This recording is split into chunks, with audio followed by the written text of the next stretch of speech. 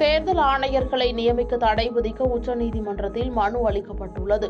இந்திய தேர்தல் ஆணையத்தின் தலைமை ஆணையராக ராஜீவ்குமார் உள்ளார். இவருக்கு அடுத்தபடியாக அருண் கோயல் மற்றும் சந்திரா பாண்டே ஆகியோர் இருந்தனர்.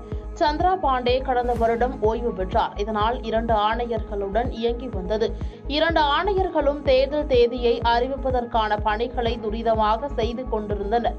இன்னும் ஓரிரு நாட்களுக்குள் தேர்தல் தேதி அறிவிக்கப்பட இருக்கும் நிலையில் அருண் கோயல் தனது பதவியை ராஜினாமா செய்தார். இந்த விவகாரத்தால் தேர்தல் தேதி அறிவிக்கப்பட தாமதம் ஏற்படலாம் என கூறப்படுகிறது. இதற்கிடையே வருகிற 15ஆம் தேதி பிரதமர் மோடி தேர்தல் ஆணையர் நியமனம் தொடர்பாக ஆலோசனை நடத்த இருக்கிறார். இந்நிலையில் மத்திய அரசால் தேர்தல் ஆணையர்கள் நியமிக்கப்படுவதற்கு தடை விதிக்க வேண்டும் என காங்கிரஸ் தலைவர் உச்சநீதிமன்றத்தில் மனு தாக்கல் செய்துள்ளார். அதில் 2023 நீதிமன்ற தீர்ப்பின்படி தடை உத்தரவு பிறப்பிக்க வேண்டும் என அந்த மனுவில் குறிப்பிட்டுள்ளார்.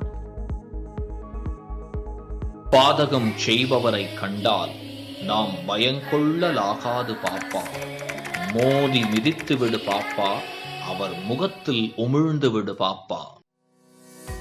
அண்மை செய்திகளை உடனுக்குடன் தெரிந்து கொள்ள இணைந்திருங்கள் இயம்நாடு தொலைக்காட்சியுடன்.